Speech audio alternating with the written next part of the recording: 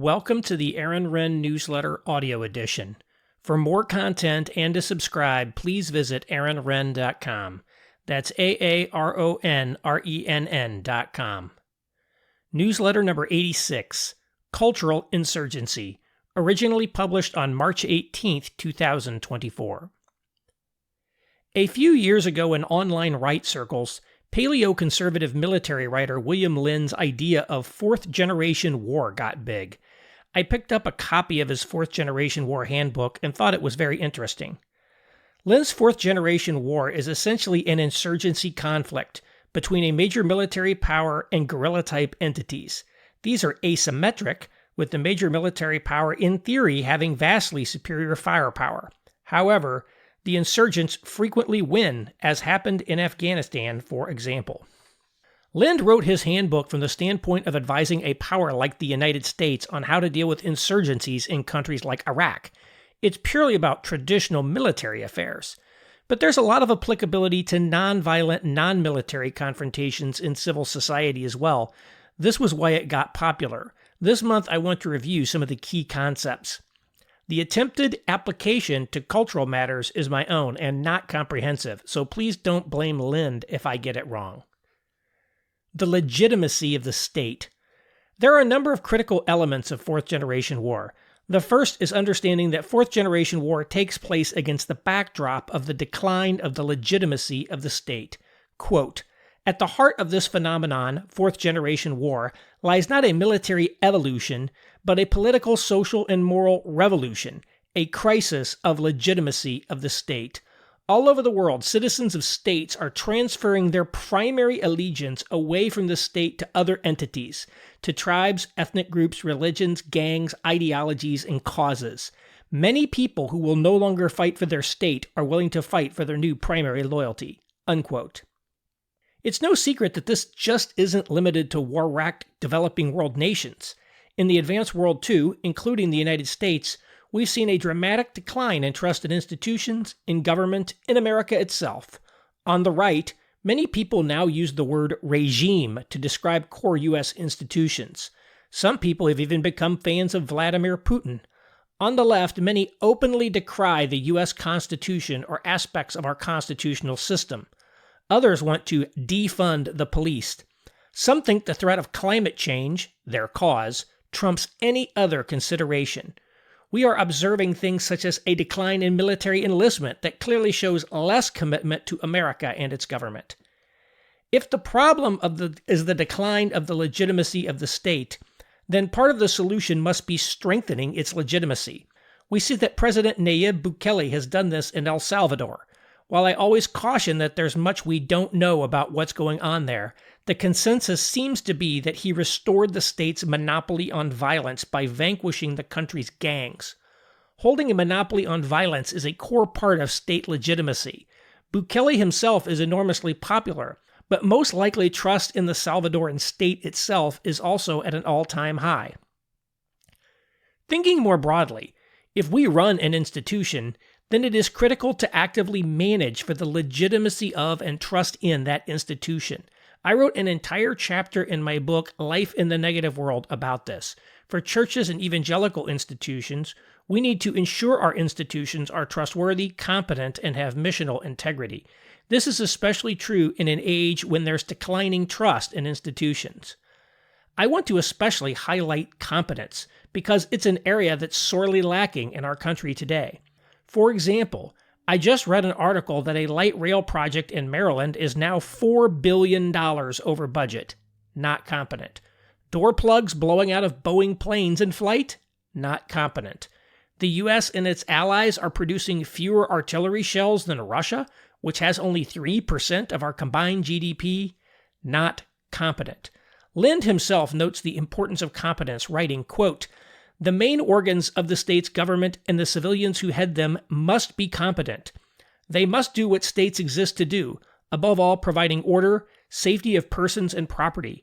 They must make things work. The police, the courts, the schools, the country's infrastructure, and increasingly its economy as well. Having accepted major economic responsibilities, the legitimacy of a state now depends in part on how well it manages the economy. Corruption cannot be so far-reaching as to destroy the state's ability to do its duties, nor to the point where it is a public scandal." Unquote. While Lynn, again, is talking about governments, I think the relationship between competence and legitimacy extends to other institutions as well. For institutions that we run or identify with, it's definitely worth asking whether our actions are strengthening or weakening its legitimacy. Sometimes it's not obvious what the answer is, but too often, people take actions to gain a short-term victory over an opponent, which in the longer term delegitimizes their own institutions or our own governance system as a whole. Both U.S. political parties do this, but since most critical institutions in the U.S. are left-dominated, a decline in institutional trust and legitimacy hurts the left more than the right in the long run. On the other side, if you are hostile to a particular institution, you want to weaken its legitimacy. In general, most critics already have that as a goal. Asymmetric conflict. Fourth-generation wars are also asymmetric conflicts. Think about the war in Ukraine. This is a symmetrical conflict in what we normally think about as war. Two conventional armies are deployed around a front. Both sides have manpower and materiel. They are blasting away at each other. A war like Afghanistan was completely different. This was an asymmetric conflict between conventional armed forces and an insurgent group, each using completely different tactics. The key to an asymmetric conflict is that what works for one side may not work for the other. They require very different approaches. We can apply this in political context as well. We tend to view politics as a symmetrical contest. The Democrats line up their coalition on one side, the Republicans line up on the other. Both raise money, run ads, have digital databases, run get-out-the-vote efforts, engage in spin, etc., and they do battle on election day. But while that may be true in certain political domains, it's not true in general. Almost all of the powerful and culture-shaping institutions of society are dominated by the left.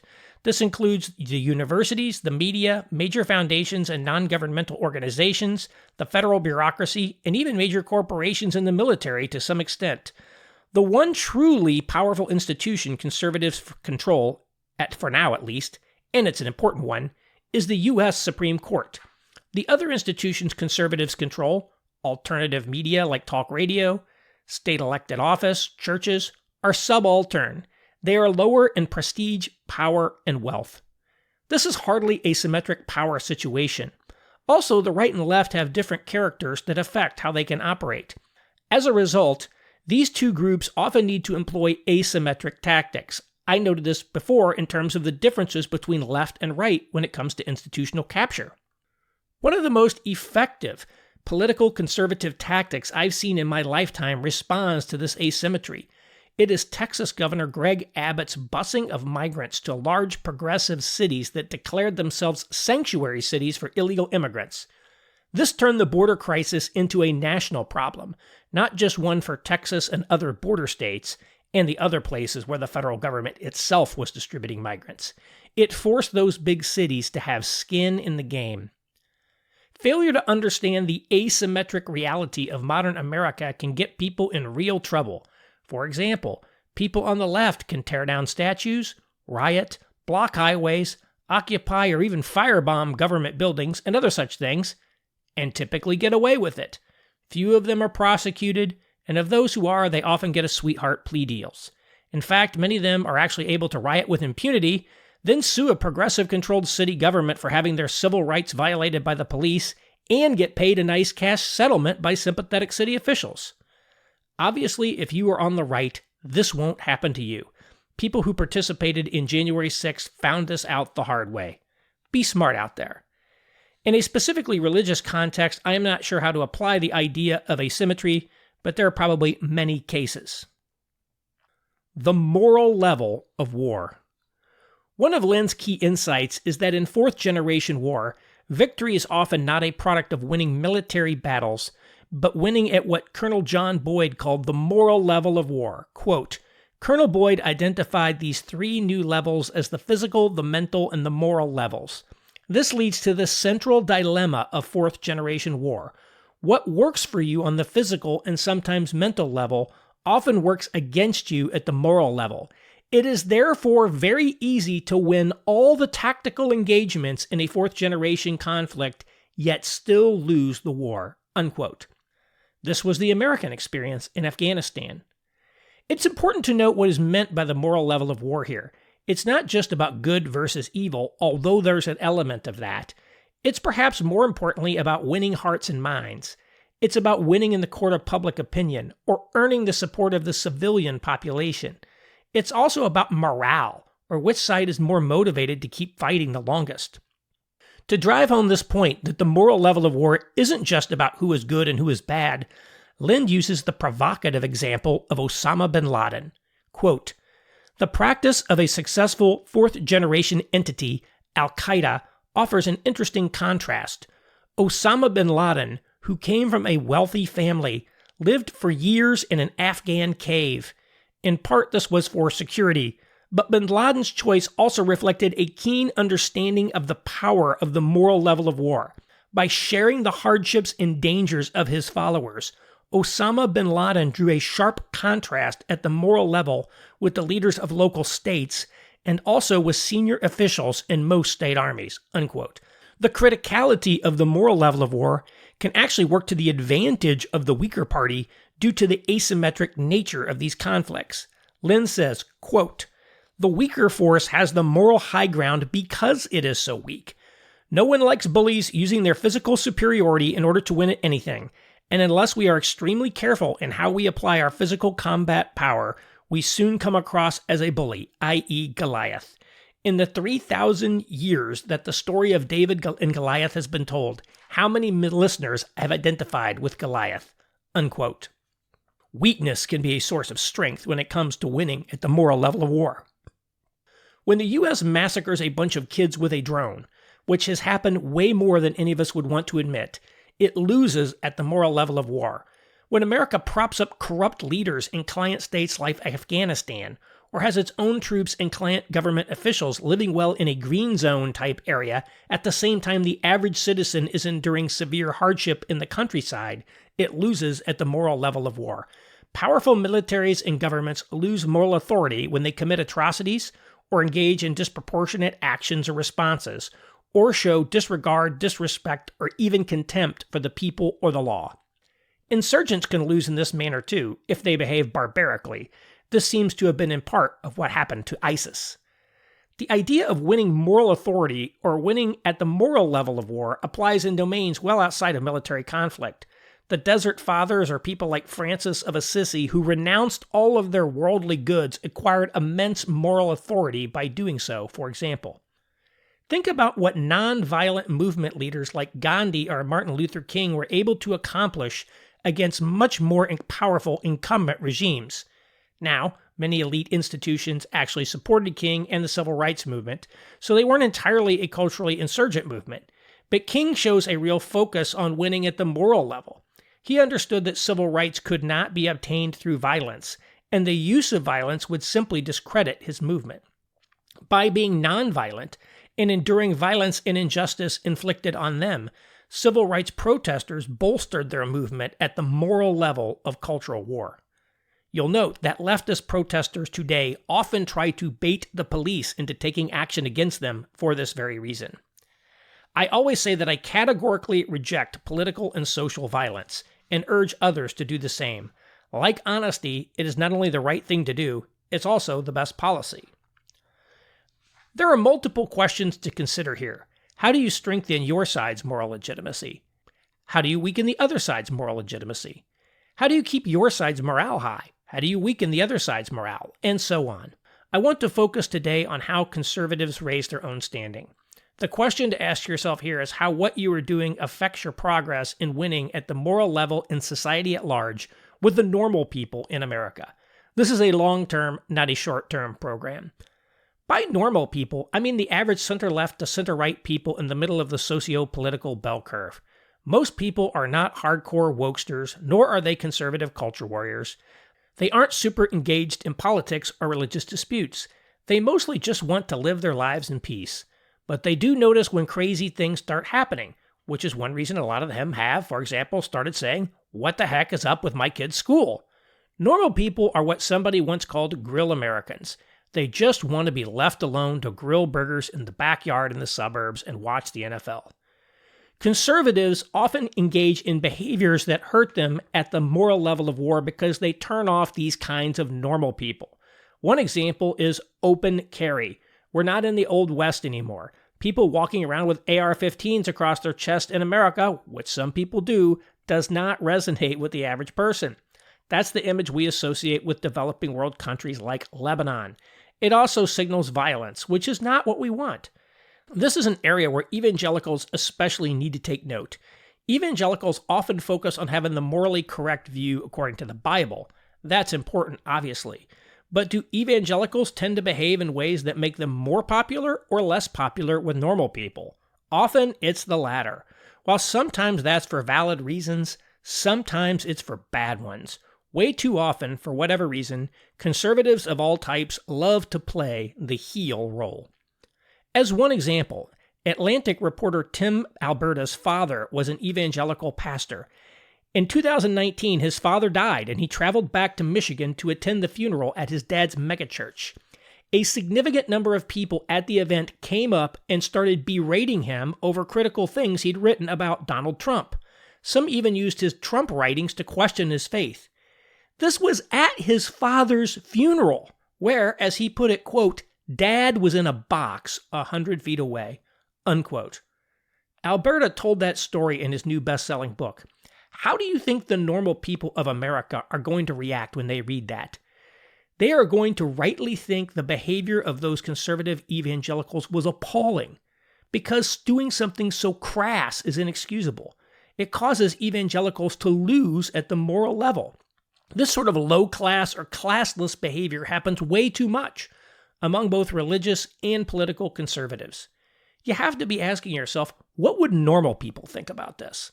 Sometimes you have no choice but to say or do things they don't like, but in most cases, there's an opportunity to think about how to win at the moral level. Don't repay evil for evil, but overcome evil with good. Focus on mortifying the sin in our own lives, becoming above reproach in our own behavior. Repair our own sexual economy in the church, building healthy, productive households. Be a source of good works. Be competent. Run our own institutions well. Be willing to cheerfully endure hardship. Things like this help win at the moral level. They do this in part because they create a congruent way of life. As Lynn put it, quote, "This brings us to the bottom line for winning at the moral level. Your words and your actions must be consistent. We deliberately have not talked about psychological operations, psyops, in this handbook, because in fourth generation war, everything you do is a psyop, whether you want it to be or not," unquote. A challenge here is that a large number of people claim the evangelical label, but their lives resemble the Jerry Springer show. Representative Lauren Boebert is a good example. There's really no way to police this at the overall level of evangelical, alas. But we can certainly think about it in terms of our own local community. Also think about where you can get involved to help make your community better in tangible ways.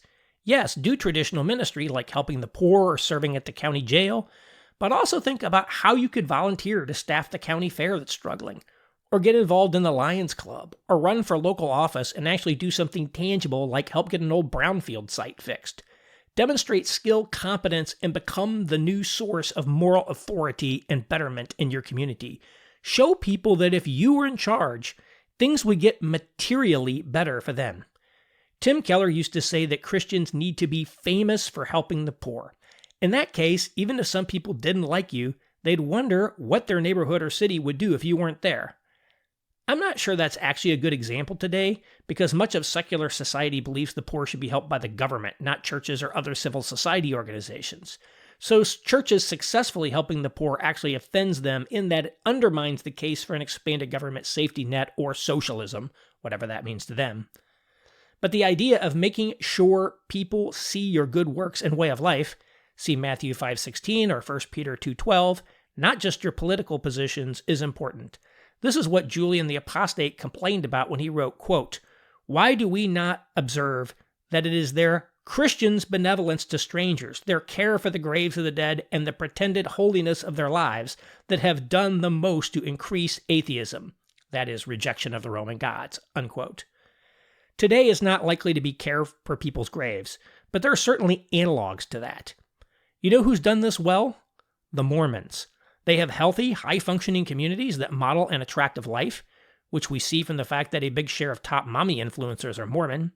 They typically laugh it off when people make fun of them, or at least don't let it get obviously under their skin too much. Most people can't even tell you what they believe, but they've been growing at a time when religion in America is declining. I'm not saying they're perfect by any means, certainly not their theology, but there are things to learn here. By the way, what I'm talking about here is very different from what we see some elite-adjacent never-Trump evangelicals. They are employing rhetoric, not deeds, to bash conservative evangelicals in order to curry favor with secular elites, not ordinary Americans. The truth is, sometimes people just aren't going to like you. That's okay. In fact, if everybody likes you, you're probably doing something wrong. Also, there are certainly other models besides Lynn for thinking about how to win in a cultural conflict. Nassim Taleb's idea of the intolerant minority getting its way is another one. Nonetheless, it is important to be thinking about how to win at the moral level of cultural conflict in the longer term. It's an important lever. Cultural insurgency. There's a lot more I could say about Lynn's book. I will be posting a follow-up on how to think about institutional legitimacy. But I want to close with what I think is one of the best aspects of the fourth generation war idea. It matches the evangelical temperament. What do I mean by that? Just as one example, evangelicals are prone to apocalyptic thinking. I've always argued against this. But they aren't likely to listen to me about that. The apocalyptic mindset is deeply ingrained in a large swath of the evangelical world. I could say that in the negative world, the culture war is mostly a loser issue when it comes to social, if not cultural, conservative issues. And then in the short term, less focus, not none, but less, should be put on that and more on how we live lives in our own communities. But people aren't likely to listen to that either. Or, I could say that the hour is even darker than we've thought. With secular left capture of major institutions, we need to be digging in for a long-term, non-violent cultural insurgency in which we focus on asymmetric tactics and winning at the moral level of cultural war. Which is another way to put it, but which I think matches the evangelical temperament better.